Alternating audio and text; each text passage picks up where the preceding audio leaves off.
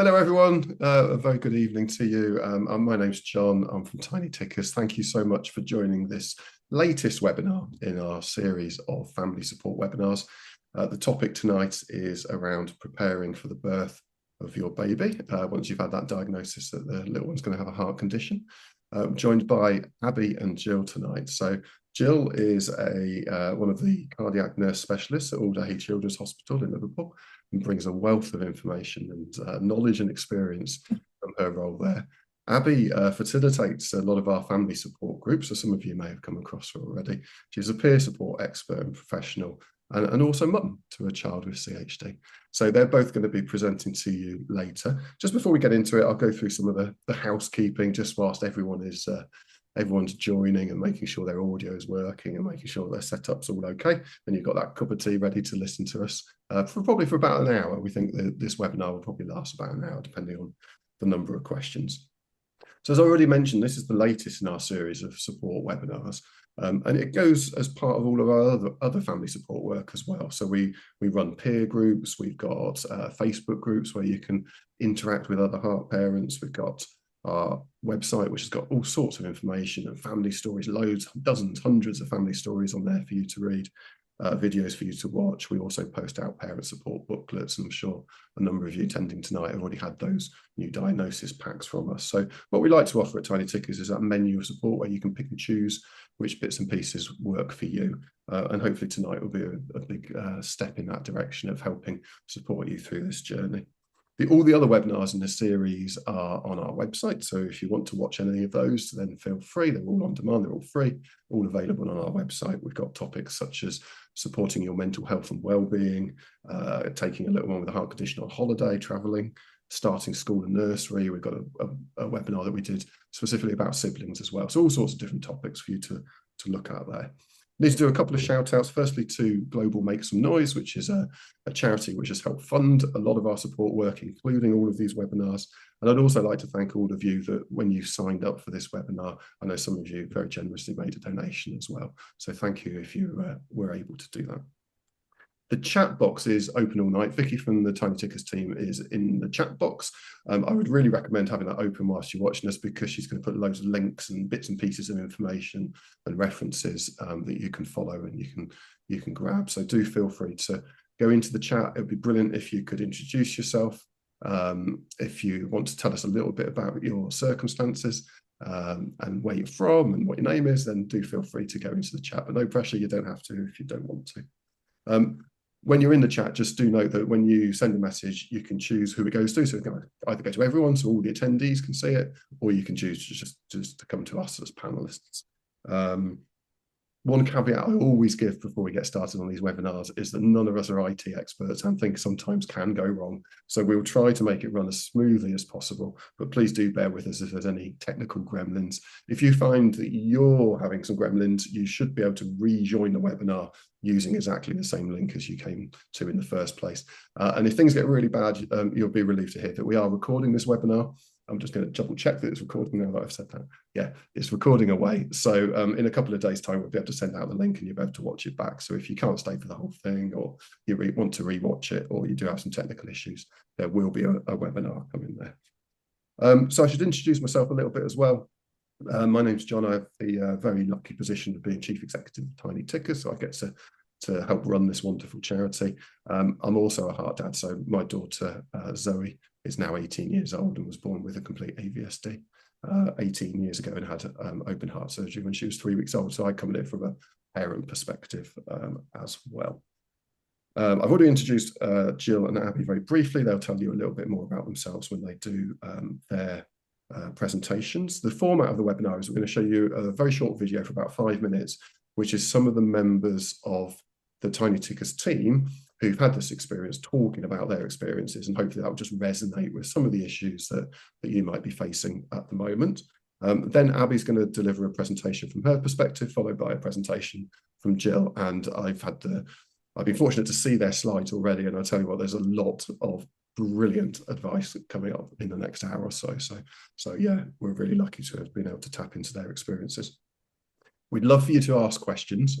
We can't answer necessarily any sort of complex medical questions about your particular circumstances, but if you do have any questions, there's a Q&A box that you should be able to access that you can pop in a question, and at the end of the webinar, after both presentations, we'll try to work our way through as many of those questions as we can.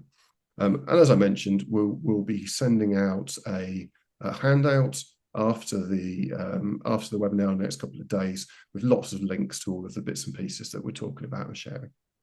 There we go. So I think that's all of my preamble. What I'll do now is I shall share the team chat. Just bear with me whilst I get that ready to share.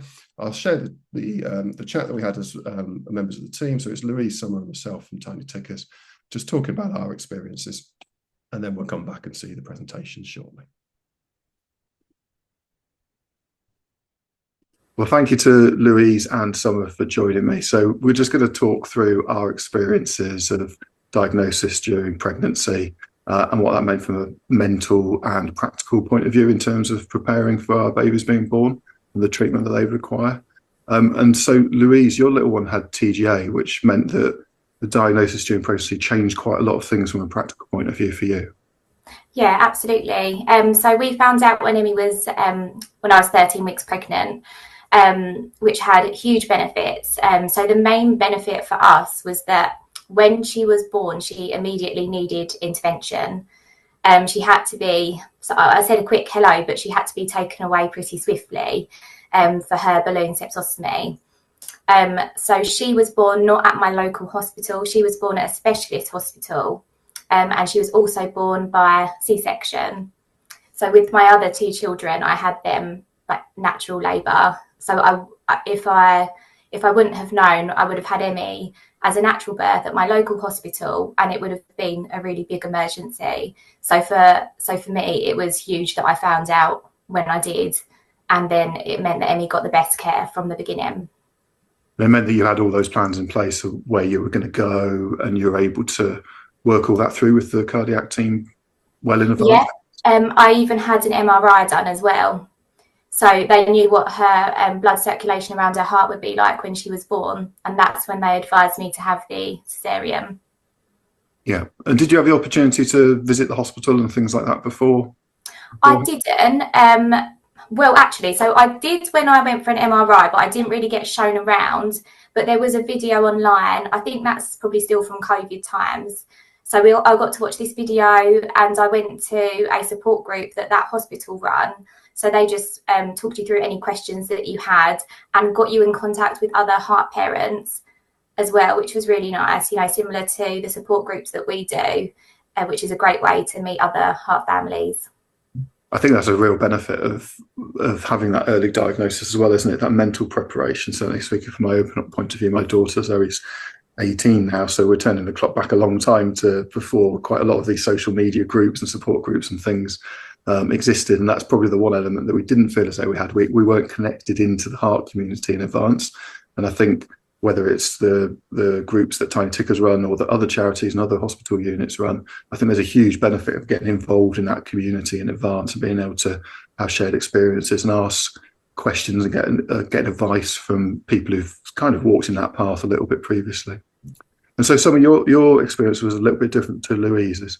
Yeah, so we found out at my 20-week scan that my son Jackson had VSD and a right aortic arch vascularing. So again, for us, it was like the mental preparation really that we could be prepared. I wanted to find out everything I possibly could and about the condition and next steps and things like that. However, my birth experience was very different in that I just had a standard natural birth at my local hospital as well. So obviously it's one of those things throughout the pregnancy where the doctor said, you know, because of his condition, there's no reason why it can't all happen naturally. He would have to have scans and checks and stuff when he was born, but we were fortunate that he didn't have to have surgery till he was 1. So very different, but actually the whole kind of pregnancy leading up to it, obviously lots of scans, but leading up to it and preparing for the birth was actually a fairly normal situation, which was lucky on our side. And I think having that time to mentally prepare is so important, isn't it? Is you know that you're going to go through this really traumatic experience, this really difficult experience. So having that time to prepare, to read around the subject, to work that through with your partner or with your family or with your wider support network can make a huge difference, can't it? And for us, there were a lot of practical benefits as well, things to put in place with my employer, for example, to enable us to say, we're going to need extra time off, going to need extra support, get those plans in place. We don't have family living near us, but to again make plans for them to come and help spread the load. And for my daughter, we also had a diagnosis of Down syndrome as well, which wasn't confirmed until she was born, but we knew that it was very likely. And so that, a bit as you were saying, Summer, we were the types who just wanted to know everything. We wanted to have lots of knowledge. So again, we were able to read up on that. We were able to get support and find out about those sort of extra challenges as well. So I think there's both the practical and a mental side to know in advance and be able to prepare a bit. Would you agree with that, both of you? Yeah, definitely. I think from things as well, like writing hospital lists, I found the support groups really helpful. You know, things that would make hospital life much easier. Things like, you know, those like triangle pillows and also chargers for your phone and like the long lead chargers and things that you wouldn't usually think about if you were just going for a quick birth, and things like that were actually really useful to know.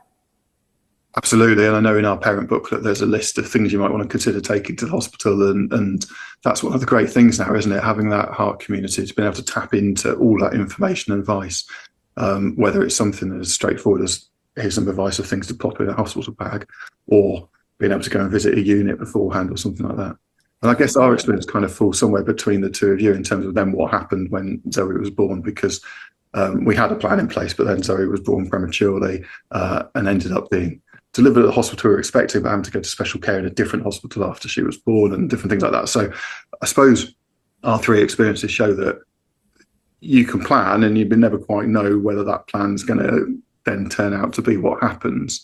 But at least you've had the opportunity to make those mental and practical preparations in advance, and that can be really helpful to your own emotional well-being when you're then going through such a difficult period afterwards.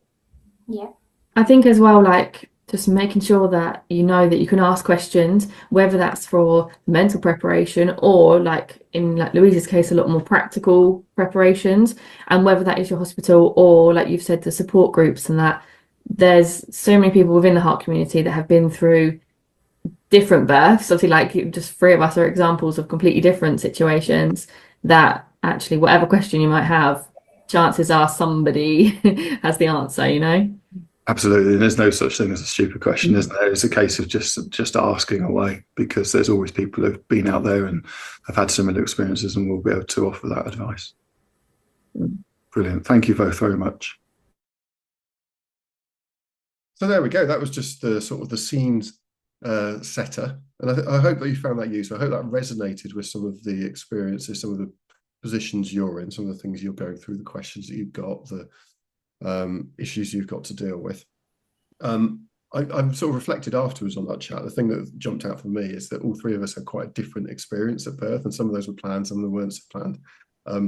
So a lot of the practical tips that we're talking about now, though, they're all still relevant to us, whatever then subsequently happened. And it doesn't necessarily go the way you think it's going to go, but everything we're about to talk about tonight is just as relevant, whatever then happens to you. And that point that someone made right at the end there about asking questions, whether that's in a support group, whether it's on a Facebook group, whether it's to your nursing team, whatever it might be, don't be shy to ask people questions, because there are people who have experience there. So please do tap into that wherever it might be. I'm just on that note, I'm just looking in the chat. Vicky's been busy sharing away lots of links to our support groups, to our information packs, to our website. So there's a wealth of information there. So do jump into the support into the chat. And thank you to everyone who has already told us a little bit about their experience and the different conditions that your babies have got.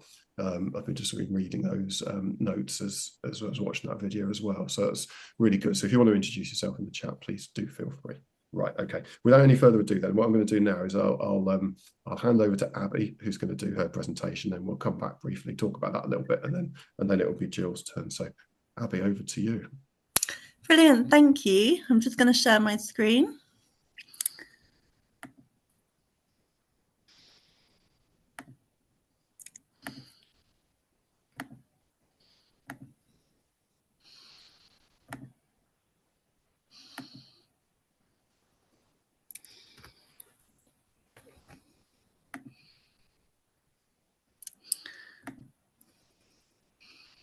Okay, can everyone see that okay?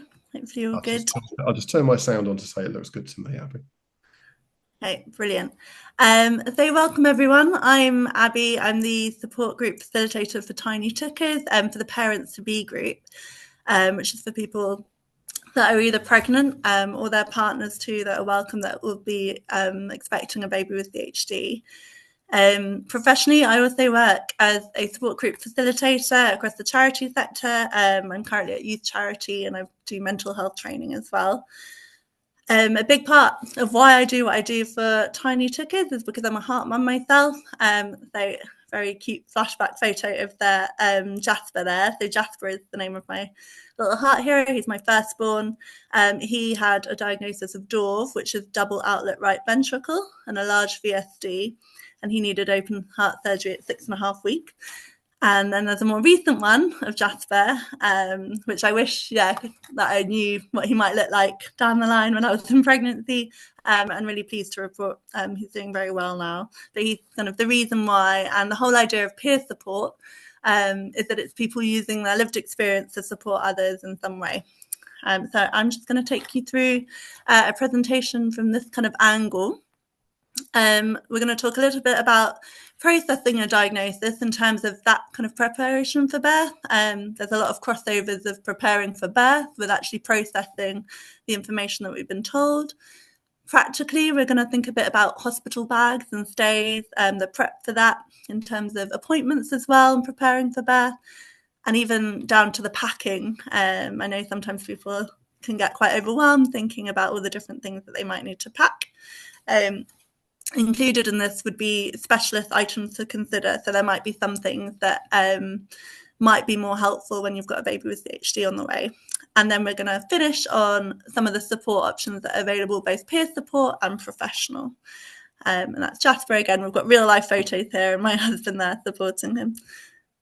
So one of the things that was mentioned in the previous video was just around processing our thoughts and feelings. It can be a shock finding out your baby has a serious health condition in pregnancy, but it's also common to have really mixed feelings and conflicting thoughts. I remember personally, I kind of swayed between feeling really excited and, I'm having a baby, but also feeling really scared. And there was so much uncertainty. And one of the things that comes up in the group a lot is around kind of managing that uncertainty. So we'll talk a bit more about the peer support group later and how it can kind of provide a bit of comfort and support during this time. But also by talking about how you're feeling, or some people write them down, whether that's in a diary, and just kind of helping to process the thoughts can actually help give them a place to go rather than it all being on our mind. And whether that's kind of typing into the Facebook group and speaking with other heart parents, which was also mentioned in the other video, just having an outlet can be really, really helpful, whether that's professional or your own support network. As it was mentioned before, I think finding out in pregnancy, it does give you in terms of some information and the best kind of possible care that they've got a plan in place, so that can be helpful. However, in terms of the information, a lot of us, as I think Summer mentioned, we might, and I was the same, it was like, I must find out as much information as possible. I need to just really equip myself, and then that's the most I can prepare to be, because we want to control something. Sometimes when we feel a situation is beyond our control, it's not something that we've chosen, we want to have something we can control. However, what I would say is to be mindful of how you're feeling when you're taking in information. If you find yourself kind of endlessly scrolling and it's actually impacting your mental health and it's becoming a bit much, kind of just checking in with yourself. I'll always remember when I plucked up the courage to write on the Tiny Tickers Facebook group for the first time, and I wanted to find someone that had the exact same diagnosis as Jasper to try and really kind of picture things. And I realised, even if someone had the same diagnosis, that every experience is different, and I needed to take things kind of bit by bit, but it was met with so much support. So kind of finding a forum that's supportive for you, but kind of being mindful with how you use and take in information. But also checking the sources of where you're getting information from is really important too. Are you looking for a peer support in terms of people's experience, or are you looking at information and looking at the credibility of that as well? In terms of resources, and I think there's lots in the chat already, and we're going to send them after, as John mentioned, but Tiny Tickers do offer a number of resources that are designed for parents and caregivers, and even not first-time parents. There's even a big section with siblings and a new booklet and activity resource for that as well. And many may get our family support pack, which is a really nice kind of introduction, and a couple of booklets about that as well. So those are some of the resources that the charity offer. In terms of actual practicalities around hospital bags and stays, I kind of put hospital bags because I think a lot of the time, if you're looking at information for what to pack in your hospital bag, it's not always geared towards if you have to stay for a long time or what might happen if you might be separated. So in terms of practicalities, some hospitals, not all, but some actually have a packing list that they recommend for babies, for families that are having a baby with CHD. That, for example, if they're the birth hospital or the surgery hospital, they'll let you know what they provide and they'll let you know what you need to bring. So just asking, it might be that they don't, and they kind of just give you a brief indicator, but some will actually have some, so it's definitely worth asking. If you are travelling a little bit further afield, kind of finding out what are the local shops nearby if you did need something. And also a lot of hospitals these days do also have Amazon lockers. So if you did need something, whether that was on the day or next day, there is that available. But kind of orientating yourself and doing a bit of prep, if it's possible, can be very helpful for people. As well as that, kind of finding out what facilities the hospital has. So, for example, on some packing lists, or some people might be interested in whether that's breast pumping in terms of the milk, but actually some hospitals might provide a pump or they might have a rental system. So kind of finding out if that's something you're interested in, even down to things like if there's going to be a shared kitchen and kind of thinking about, you know, if you're in there for a while, what do you have access to?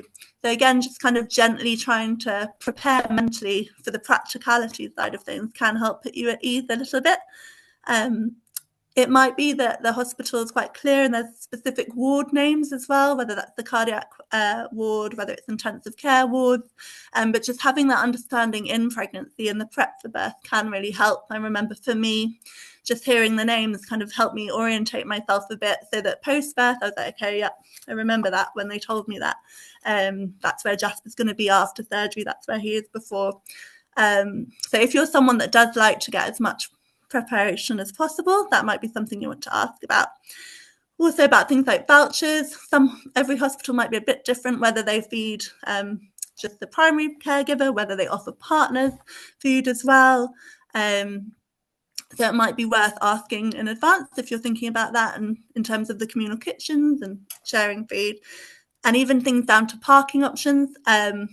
We've had it in the groups before where people have kind of fed back that they did like a dummy run. So they kind of went to the hospital just to kind of orientate themselves. And it turned out like the car parking was old fashioned and needed coins, whereas some of them you could just use an app. And they were like, I'm really glad I did that, so I know and I can be prepared. So even down to those kind of things might be helpful to find out about. In terms of accommodation, this can vary depending on when your baby may need treatment. It might be that they are linked up with a local charity, or that they provide accommodation, or that there's rooms in the hospital, depending on what baby may be accessing in terms of support. So asking in advance can help. It might be that they won't know as much up until baby's here, or they might not be able to link you up, but they should give you a bit of an indicator of what the setup might be.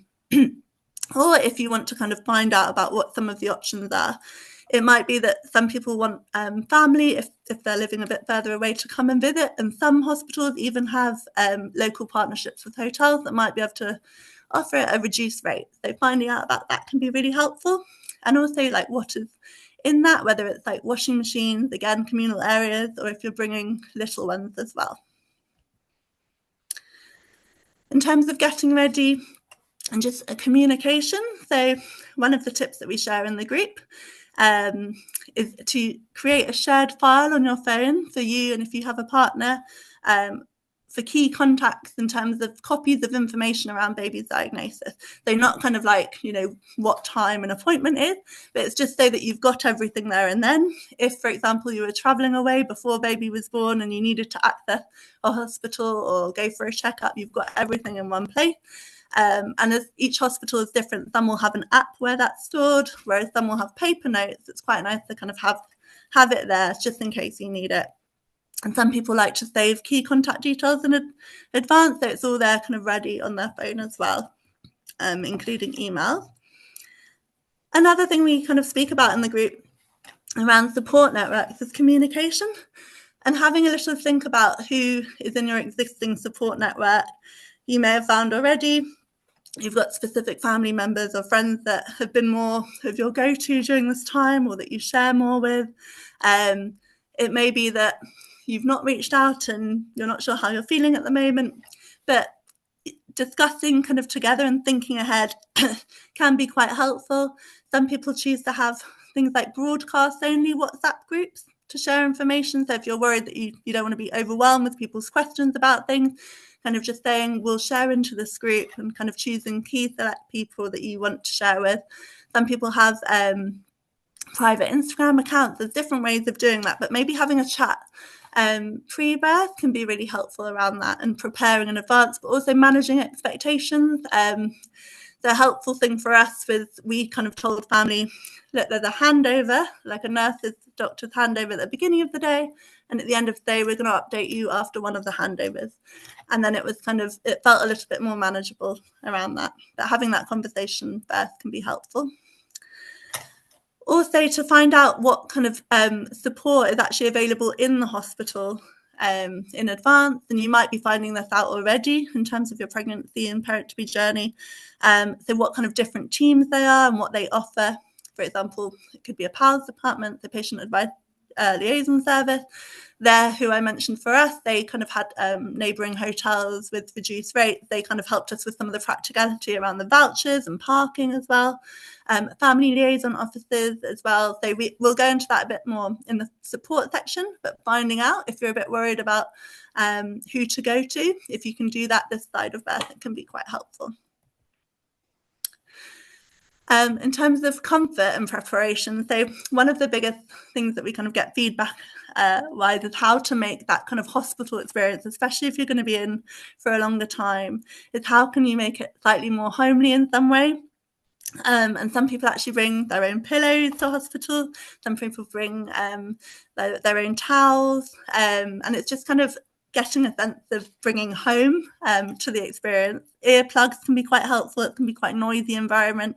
Eye masks, things like pillow sprays.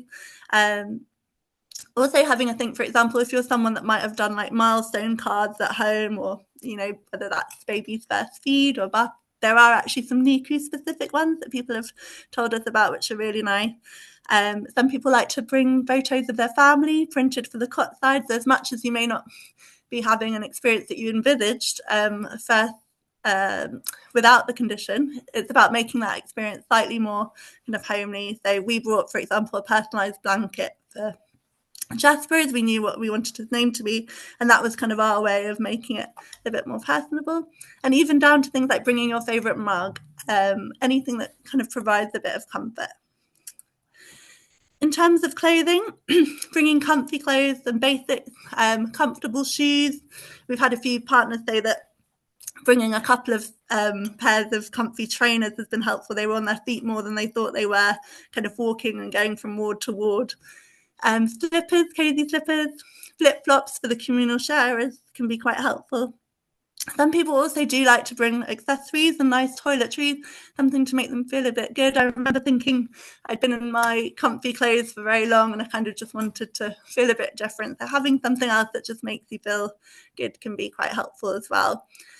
Unscented deodorant, so this can be particularly good for the bonding squares. I'll talk a little bit more about that in another slide, but it's something that's used if you're separated from baby, and if it's connected to your scent, it can be a really nice touch. So if you can find unscented deo.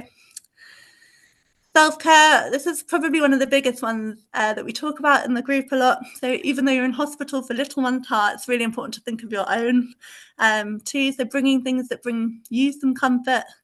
I mentioned before, whether that's trainers, whether it's kind of downloaded comfort shows, your own water bottle. If you're into hypnobirthing, guys, kind of making sure you've got your vitamins and anything that will provide support to you. You may have heard of this before from more of a medical kind of professional acronym that can be used is around the BRAIN acronym. However, in this context, I'm just kind of highlighting it more in terms of the benefits, using the BRAIN acronym in terms of if you're in an appointment and your mind's gone blank, even though you thought you had lots of questions, sometimes this can be quite helpful. So B, if they're telling you something, you say, oh, what are the benefits of doing this? R stands for risk. Are there any risks? A, alternatives. Are there any alternatives to this? I is what does my intuition tell me about this? And N is what happens if we do nothing. I just want to kind of put an emphasis on the I around intuition, because I think a lot of the time people think I must just listen to the professionals. They know, of course, they are the professionals in their field, but it's also really important that you get to say how you feel about things too. And it might be whether it's intuition or gut feeling. So making sure that you kind of get your voice heard, even if you're asking a question, as it's mentioned before, no such thing as a silly question. In terms of practicality and packing, as we know, babies can come in their own time. So packing in advance might help to relieve some of the stress of leaving it closer to the time. Jasper certainly came a little bit early, so I was glad I'd packed in advance. Just some practical tips. So some people use large sandwich bags or clear bags that are actually labelled, so it's quite easy to see and find. So just using sticky labels and markers to put what's on each bag and separating things. It might help in terms of like telling someone else, can you pass me this bag? Having 2 or 3 separate bags can be helpful as well, especially if you might be separated at any point. So having one for baby, one for whether that's labour or post-birth, and one that your partner has access to if you have a partner or family member coming. People find backpacks quite helpful, or even a small hand luggage case in terms of wheeling around, especially if you're travelling a lot. So yeah, everyone's different, whether they have 2 or 3 bags, but it's usually quite helpful to have a couple. And also having some, whether it's a tote bag or some spare plastic bags just for washing can be helpful as well. In terms of specific items to consider, I would say this kind of comes in line with the packing list. Do ask before buying things like nappies. For example, at our hospital, they said actually we provide the nappies because we weigh babies' nappies to see how they're taking in fluid, and we use our own nappies because we know the weight of them. It was something I wasn't expecting them to say. So before you go out and buy lots of things, definitely check with them. Bonding squares. So you can get kind of different ones. So the picture of Jasper with the orange one on his head, that's the bonding square that we got given in hospital. Often they're given one for baby and one for parent or caregiver. And each hospital will have a different guide in terms of whether how long you might swap after a few hours. And the idea that if you're separated, if you keep one kind of skin to skin on you and one skin to skin on baby, and you're swapping, it's kind of as close to their scent that you can get as possible and them accessing you. So if you can't pick them up, it was definitely something that made me feel much closer to Jasper as well when we were separated. And you can get them in the Tiny Tookers packs as well. Side opening vests, sleep suits with zips or side opening poppers. This is usually around, you might be told this about surgery, to kind of like protect the chest area and like baby lifting up their arm. So if you have something that opens in a way that's kind of separate, can help. Scratch mitts or long socks to cover their hands. If they've got tubes, then babies can be quite curious with their hands and want to pull them out all the time. So sometimes you might need to cover them up. Also things like octopus or jellycat toys can help with that, and also echo kind of the feelings of being in the womb. So as much as you may not be allowed many toys into NICU, usually they allow things like, I've got a little octopus that Great Ormond Street gave me there, just in case that helps. Some people use pacifiers and dummies, especially if you can't pick up baby as easier as you'd have liked to. Sometimes it helps with feeding through the tube. It might help them to encourage to use their suck reflex as well. Not all babies take them, but it might be a consideration. And things like muslin cloths as well. So the black and white high contrast colours are quite nice when they're young. And again, it might be used almost not like a toy, but it will encourage baby and distract them to move their head a little bit if they spend a lot of time lying down in hospital. So just finally, to kind of finish about the different kind of support that's available, if you do find yourself struggling and your thoughts are spiraling, or you feel like you could do with some additional support, kind of asking your GP about what mental health services you might be able to be referred to. For pregnancy in the first year up to birth, usually you can actually access the perinatal mental health team. It might be different in each borough how that gets done. Some might be self-referral, some might need a GP referral, but I definitely recommend, if you're not sure, actually submitting an application early. As someone that works in the mental health field, I was very aware that I might find this quite tough, and I wanted to maximise my support, so I went in early for that. Fetal cardiac nurses and midwives are available, so you'll have one usually the pregnancy side, and there'll be one postnatally as well. Family liaison nurses you can often find attached to hospital wards that are there to kind of support the family, and then hospital psychologists as well, who might be very good if your hospital does have one, in terms of having specific experience working with families with poorly babies. So just some examples of what you could tap into. In terms of peer support, and this is all going to be mentioned at the end, and we'll give you details, but so we do have a 6-week parents to be group where we have a semi-structure. We do a check-in to debrief any appointments at the beginning, and usually have a theme of some of the common concerns that come up. And it's a chance to also meet other heart parents. They will post those details as well. And there's the Facebook group that you can access. And my final words of support is just, if you are struggling, do reach out. We will share these resources. And just, from my experience, try and be kind and compassionate to yourself where you can. It is a challenging experience sometimes, and there's no right or wrong way to feel. Thank you very much. I'll just stop sharing my screen. That was absolutely brilliant, Abbie. Thank you so much. Wow, that was packed with a lot of information. So I'm sure. Yeah, I hope I was right with time. I didn't. That's brilliant. You've got applause going on in the chat, I could say as well. So that covered so much in such a short space of time. So as I mentioned at the start, we are recording this, so people will be able to watch that back and pause it and take up particular threads that you mentioned there. A couple of things really resonated with me. Firstly, how cute is Jasper? and still, but I would just that out. But also the thing you mentioned about the credibility of the information you're seeking is really important. I remember going down all sorts of rabbit holes, Googling things and finding out all sorts of information that probably wasn't relevant whatsoever to our personal situation. So checking the usefulness and the credibility of the information that you look at is really important. And what you were saying about self-care, that I think it's really natural, isn't it, that all your focus is on a baby at this time, and you've got to remember to look after yourselves, because that's when you're going to be in the best position to look after your baby, to look after your partner if you have a partner, and so on and so forth. So those points are really good. You mentioned the bonding square, so I quickly nipped and got some. So Vicky, they're my favourite item. And yeah, we got an army of people who crochet, knit. I'm going to say the wrong terminology.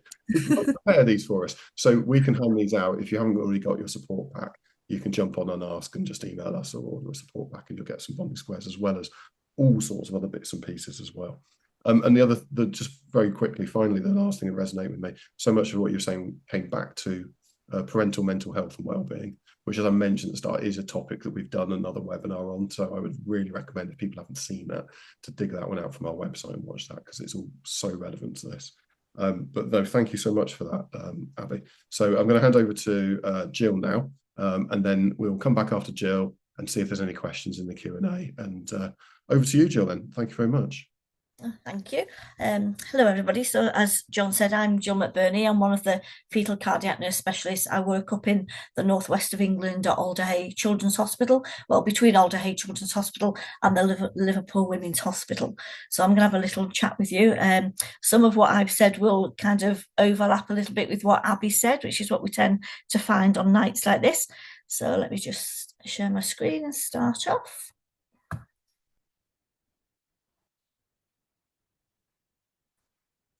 So this is me, obviously, preparing for the birth of your baby.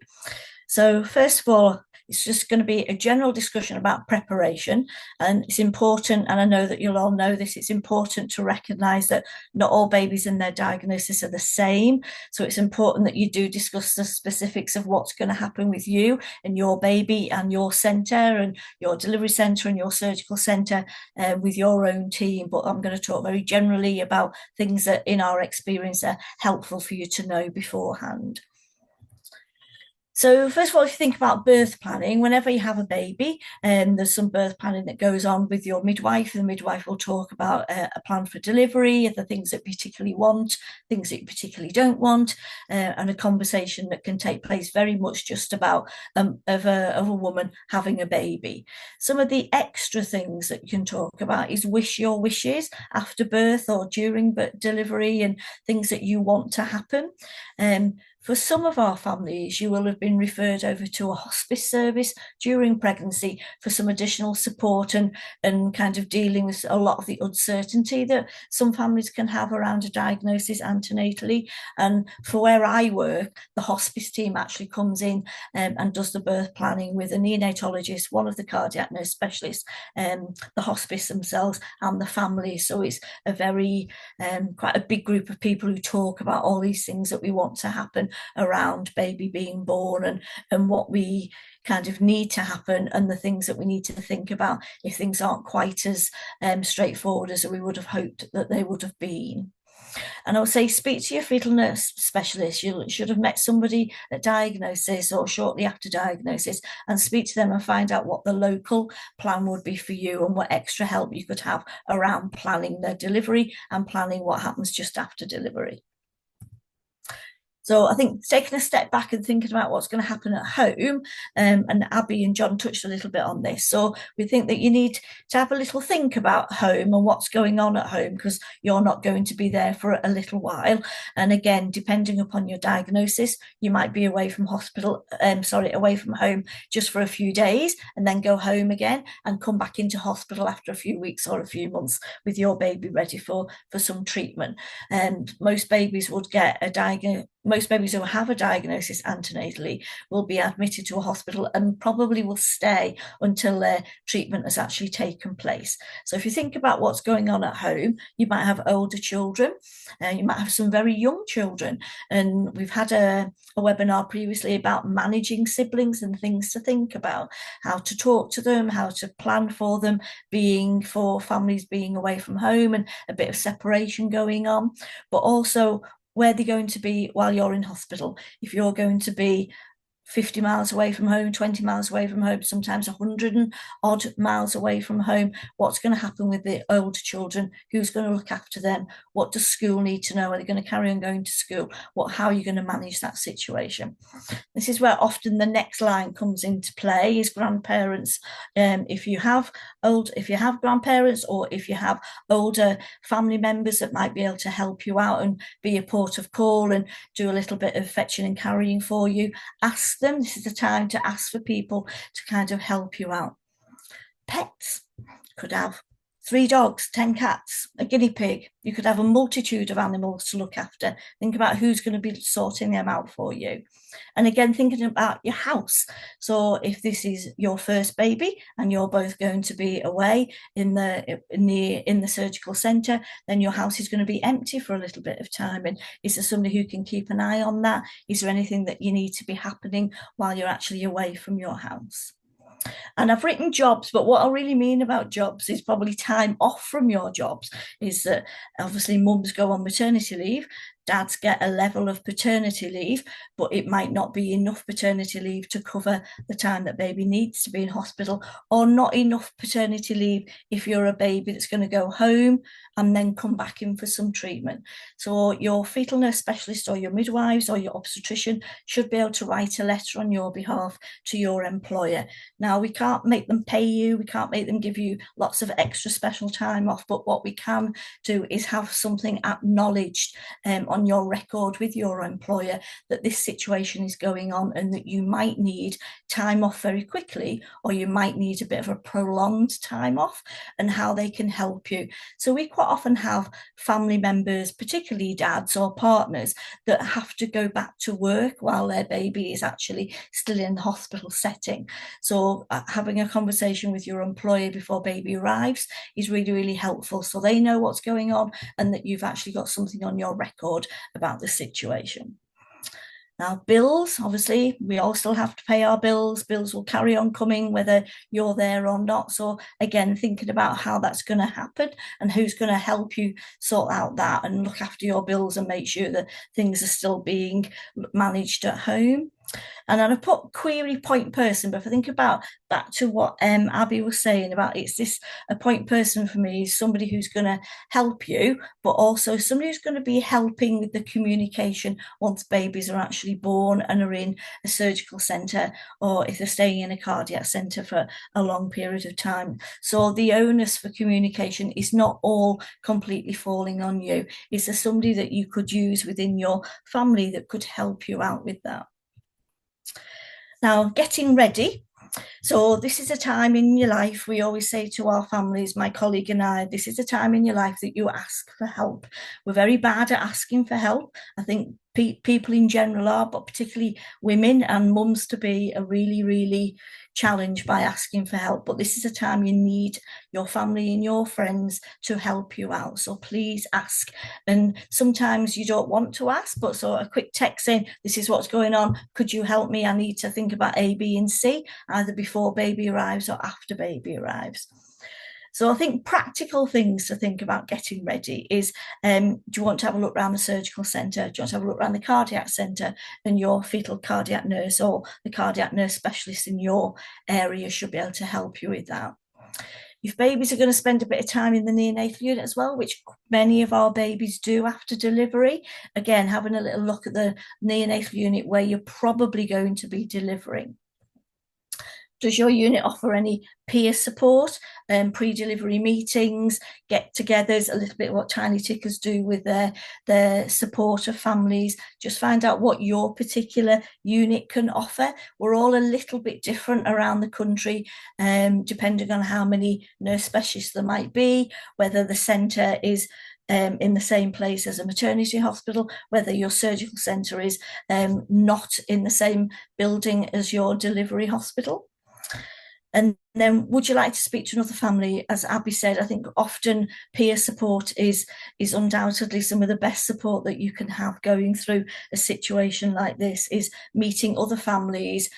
Sometimes only a few weeks down the line. We have some, often when I take a family round our hospital for a visit, sometimes it's only a couple of weeks before they deliver. So when actually they're there with their baby, the family that show them their room and talk to them, they're almost out the door. So it's quite nice that families are having this contact with other families. Often families you want contact with somebody 6 months down the line, 12 months down the line. Sometimes you want to speak to the family of a teenager with a particular heart condition. And again, the fetal nurse specialist will find you anybody to speak to that you feel that you need that kind of level of support and some reassurance that you're not on your own. Lots and lots and lots of families have got babies and children with CHD. So there's a wealth of information out there from a family point of view, not just a clinical point of view, to help you get through all of this. And then obviously we have in the UK, we have a wealth of parent support. So obviously Tiny Tickers is an organisation we do a lot of work with, and obviously why we're talking with them tonight. We have Little Hearts Matter. Each hospital tends to have their own support group, so a very local support group to each area in the UK. And the British Heart Foundation, Children's Heart Federation, lots and lots of different parent groups that again would be able to help you out with any information that you might require. So delivery, this is a slide that I probably could have talked for 15 minutes about delivery. So I'm going to breeze through a little bit of this. Is really, I would say that the obstetric team that you're under will discuss with you and with the cardiac team on an individual basis what is kind of the best thing to do for yourself and for your baby. What I will say is that most CHD babies can be born via a vaginal delivery and usually in their local hospital. If there is a particular condition diagnosed, or you're a long way away from a particular centre, then there could be a recommendation or a request from the fetal cardiology team to actually deliver a little bit closer or quite close to the surgical centre. Now, this does depend on where you live in the country.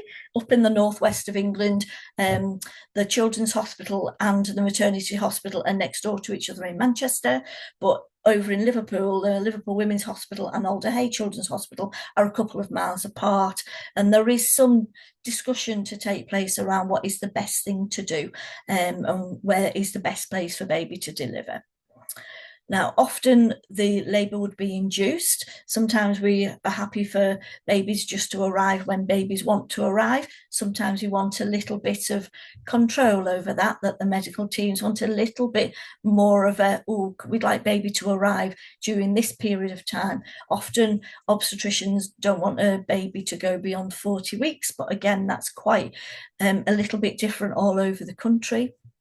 And the underlying diagnosis for baby may influence what we do about delivery. So certainly in my experience, we want our families to have a lot to say about what's going to happen about the delivery of baby, but particularly babies who are born with transposition of the great arteries, there might be a little bit more of the team saying, we'd really like this, we'd like this to happen. We know we'd like to think that baby could be born as close to a surgical centre as possible because we might need to do an intervention in that first couple of hours of life. So it's about having that discussion with your particular team about what is the best thing to do for your baby. And then there's sometimes something that happens with mum. So that dictates around delivery. Some of that is to do with if you develop gestational diabetes, do you have any underlying medical conditions that the obstetrician would want to take some extra care of you, almost as being a woman with a medical condition that's going to have a baby.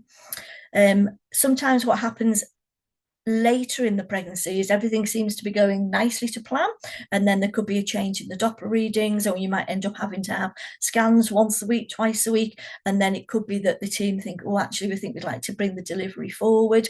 The other thing that could happen obviously is babies arrive when babies arrive, so we have all of these grandstanding plans around when baby's going to arrive in a certain time, in a certain place, and then baby just decides to come a little bit early or sometimes very, very early. And that can make the length of stay and what happens after babies are born much more complicated. And I would say that we would ask you to prepare for changes, that we have a plan. We think we know what's going to happen. The obstetricians are happy, the fetal cardiologists are happy, families are happy, and then we need to just make sure that everything else is in place, or we have all of our ducks in a row, as the saying goes. And we would say just be prepared that there could be some changes. And one of the things that can happen is that we could ask for a baby to be induced or for a baby to be delivered by cesarean section at a certain time on a certain day, but there's no bed available at the surgical centre, and we might need to delay by 24 hours. So just be prepared that some of the plans around delivery can change. Most of the time after babies are born, they'll go into a neonatal unit for some monitoring and some extra checks, and just for us to make sure that baby is safe and kind of looking after themselves, and we're happy with what's going on with them. And then in that first 24 hours, sometimes 48, 72, sometimes a couple of days down the line, baby probably would get moved to the surgical centre. Being moved from one centre to another is done by a very specialised team. It's the local ambulance service, and they're accompanied usually by medical staff or nurse practitioners, nurse consultants. So there's a group of people who look after baby when they're being transferred. So a baby would be in an incubator, and now we all think that an incubator is just quite a small perspex box, but when you're being transferred from one hospital to another, it's actually a very, very big piece of kit.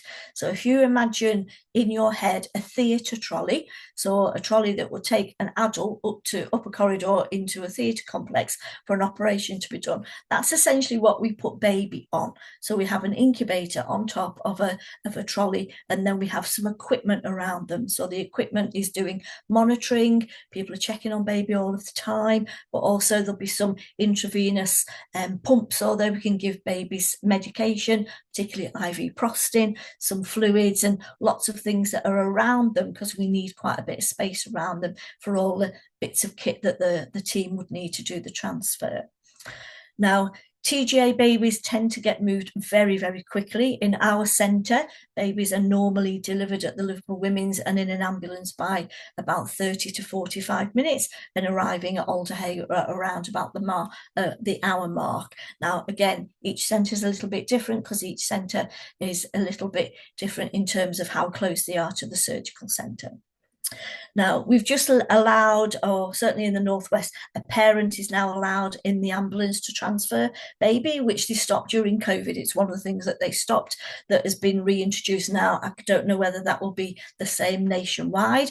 And again, it's one of the things I would ask your local team, particularly the neonatologists, because they're the team that actually transfer babies, what you're able to do in your own area.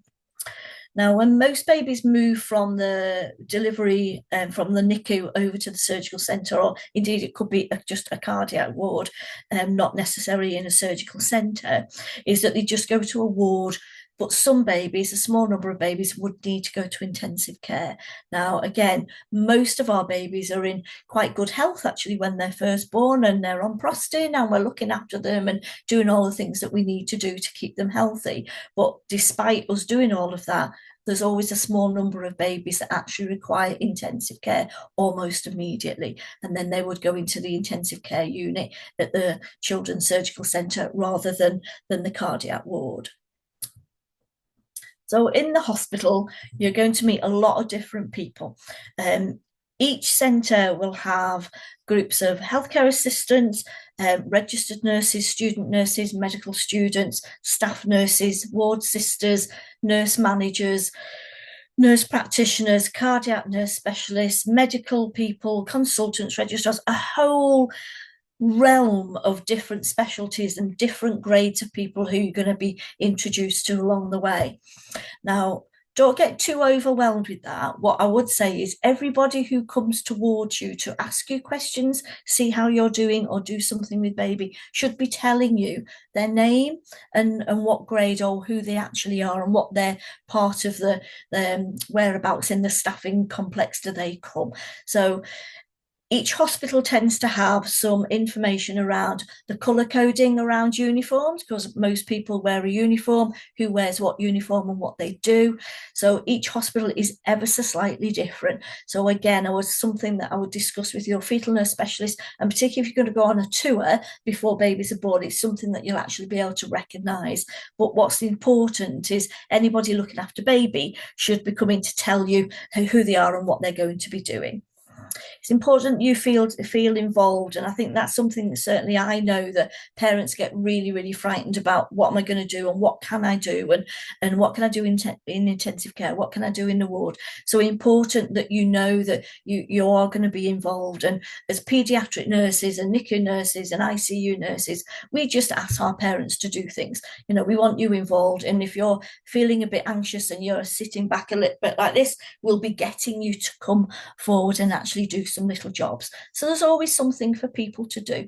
We have parents looking after babies' eyes, keeping eyes nice and moist, mouths nice and moist, helping with nappy changes, helping with lots of things, just so that you are involved. Ask them about handling skin to skin bonding and those bonding squares. Most centres, most NICUs and most cardiac surgical centres, because we look after very small babies, will have the same things as a NICU. And as Abbie said, and as John said, it's very important to have some time to go away. We will be pushing you and making you leave in a very polite way, saying it's time to go and have a drink and go and have a break. Most intensive care units have some downtime from a parent visiting point of view when nurses hand over or there's procedures going on in the intensive care unit. It's a time for parents to step away, and it's important that you do that. Nobody will ever feel bad about you kind of going, I want to night in my own bed, or I want a night in the accommodation, I want to go and have my lunch, I want to see my other children, anything like that. It's perfectly okay to do all of that. Ask your centre about visiting, particularly for siblings. Visiting for the most part has gone back to pre-COVID, but certainly in my centre, visiting in intensive care is still quite strict, and it's very, very strict for siblings. So ask your own centre what you can do. And this is something I only popped on this afternoon because I'd forgotten about this, that actually this might not be the only baby that you're delivering. So if you're a twin pregnancy and you have one twin affected and one twin unaffected, it's important that we try and get all the babies together as quick as possible. What to bring. I won't go into a lot of detail about this because Abbie did a really good slide about this. I will just say bring everything that you need to, and I would agree with Abbie that you probably need more than one bag. I would say have a bag for mum, a bag for baby, a bag for dad or a partner, and a bag for the surgical centre. And if you've got a car, it's a little bit more straightforward, but if you don't have a car and you're going to be coming in a cab and buses and trains and things, you might just want to bring one big suitcase. Feeding, I'll talk a little bit about feeding around preparing for birth, is mostly around breastfeeding and expressing and harvesting colostrum. I won't go into a lot of detail, but what I would advise mums to do if you're planning to breastfeed is a conversation again with your fetal nurse, but the infant feeding specialists at the hospital that you're going to be. In our centre at Alder Hey, we do a virtual coffee morning for our mums to be, and our infant feeding team come to that coffee morning and talk to our mums about how we're going to support you breastfeeding, how we're going to support you bottle feeding, what you need to bring, what you don't need to bring. And a lot of our babies end up with some combination feeding, so tube feeding, bottle feeding, breastfeeding, expressing. So you might be doing a little bit of all of these things until we get baby better from their surgery or get you home ready to come back at a later date for your surgery. Potential lengths of stay. This is a question we get asked all of the time, and I've got a number of parents who always say to me, that was the longest 6 weeks of my life, Jill, because I was actually in for 3 months. So we will have an idea how long we think you're going to be in. Some babies it'll be shorter, some babies it could be longer, and it does all depend on an individual diagnosis, and some babies do prove to be a little bit more complicated or less complicated than we were expecting them to be. Babies who are born very prematurely, sometimes we have to wait a much longer time before we can actually do their surgery because they're a little bit small and the surgeons would like them to be a particular weight or a little bit bigger in order to have their surgery. And we do have within England, because we're not a very big country, we do have a potential sometimes that we can send babies closer to home and then bring you back for an operation to be done. That's not always the case, but it is something that we would tend to think about. If baby's going to be in hospital for a long time waiting for their surgery, could they actually be a little bit closer to home? And then we do have a group of babies who don't have their treatment straight away, that they've got a heart condition that doesn't require intervention in the first kind of 7-10 days of life, and that they would get born in their delivery hospital, think they'll get lots of checks, everybody will be happy with them, and then we would let you go home before we bring you back for your repair a little bit later on. But when you go home, you would go home with a referral, usually to a group of community nurses, a health visitor, your GP would be aware of what's happened, and you would get referrals to cardiology and paediatrics, depending upon any other underlying conditions that baby may well have. And some areas have a system that's called open access or direct access. So some of our heart babies that are at home, if they're not very well, rather than going to the GP and then the GP sending you in to the hospital, that you actually would have open access to your closest paediatric centre, not necessarily your cardiac centre and not necessarily your cardiac surgical centre, but certainly to a centre where there are paediatricians, rather than just going to your GP practice. So I would say the other things to think about from a preparation point of view is to find out about your local hospital or where you're going to be delivering and where your baby's surgical centre is going to be, is find out about parking and public transport. Is there a car park? How much does it cost? Or is it free? There are some areas in the country where you don't pay for parking when you're an inpatient, some areas that you do pay for parking when you're an inpatient. What's the current visiting policy? And as I said, a lot of that's relaxed since COVID, but some of the intensive care policies around visiting are still quite strict. Are there any vouchers for meals? So here, in the centre that I work in, there's a charity called Sophie's Legacy that helps parents with food costs while they're in hospital, because we recognise this is quite a long hospital stay and it does cost quite a little bit of money to eat in a hospital setting. Is there a welfare support officer? Do you have a social worker in the hospital where you are? Who's responsible kind of to help you out with those things? Where are you going to live? So a lot of hospitals, if it's a children's hospital, have a McDonald house, a Ronald McDonald house, or an equivalent to a Ronald McDonald house. So find out from your fetal nurse specialist. And again, this is something you probably will discuss along the way, but you could probably go and have a look at if you chose to do a tour. The other thing I would advise you to find out about, and you probably would get told this automatically, is where do you have your postnatal checks? So you've had a baby and your baby's being looked after, but we need to make sure that you're being looked after. And we will do your blood pressure. Most centres would do your blood pressure, most centres would do your blood sugars. They'll make sure you're eating and you're drinking and you're sleeping and you're resting. But we would need a midwife to do your postnatal check. So find out whereabouts does that take place. Some centres it will be the midwife will come to you. Some centres, if your delivery hospital is close by, it could be that you need to go back to the delivery hospital. So ask your fetal nurse specialist what will happen about that.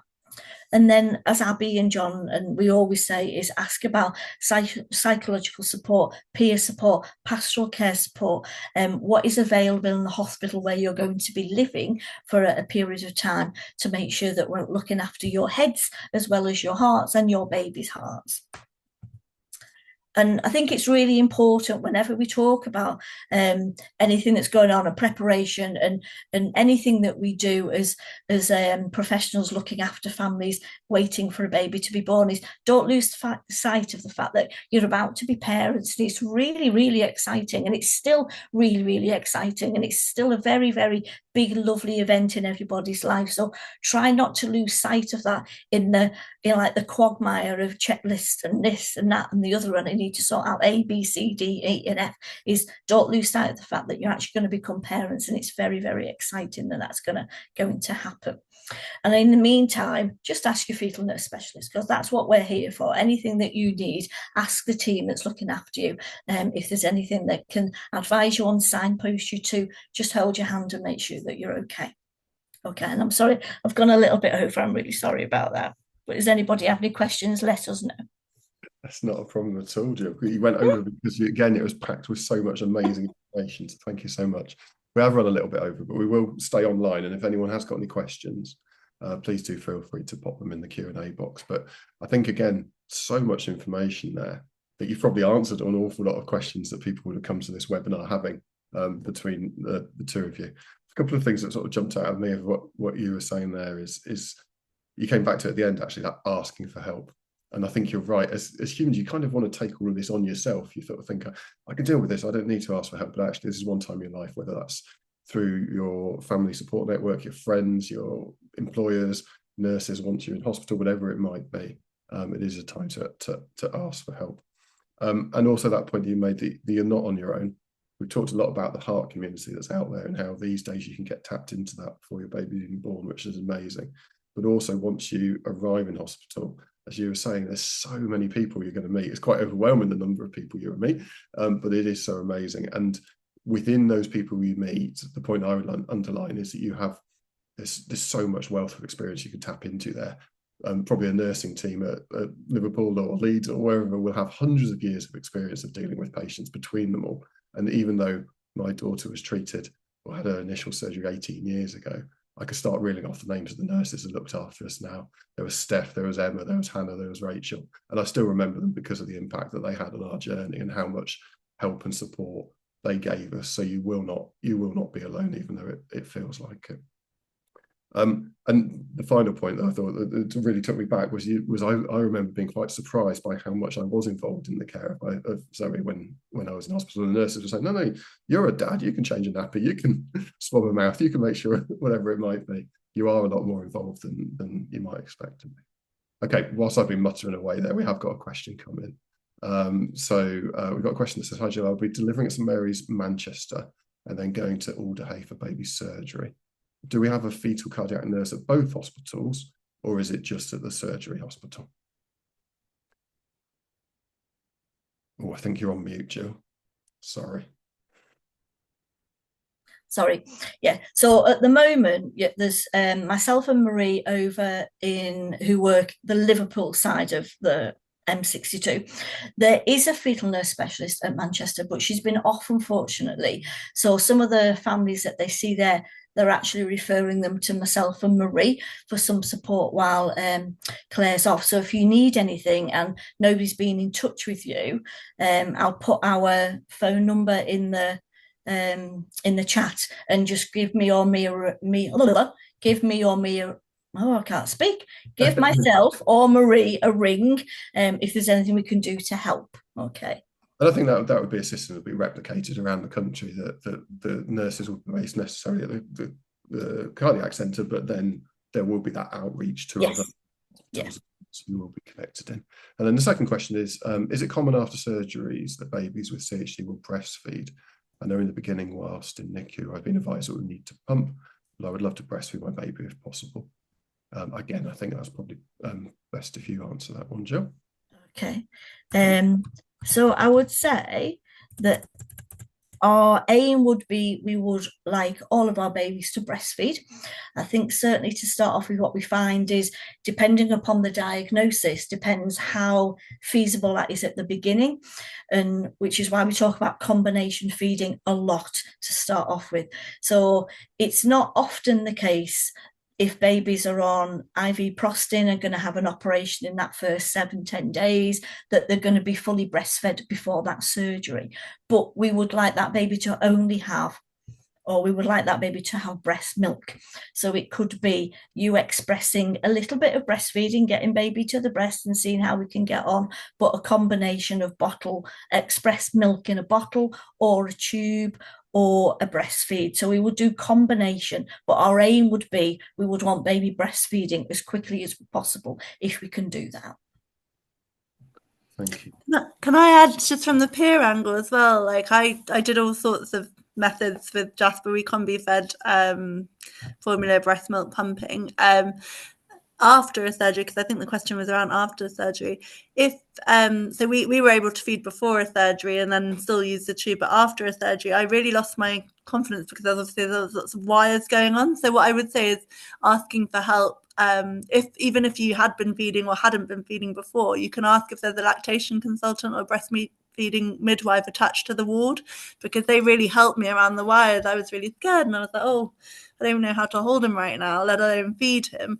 So just from that peer angle, just to reassure, like, if you are feeling like I should be able to do this, or I was doing it before, or I don't even know how to do it, like, always ask for help. And I know Jill kind of reinforced that, but also it's okay to feel nervous, and it's a bit different. It's not your average feeding experience, but they are often lactation consultants or equivalents attached to the wards. So kind of finding someone that has that NICU or equivalent experience can be really helpful. Thank you for that. That's really a really good point as well. Fab. Well, I think we've answered all the questions.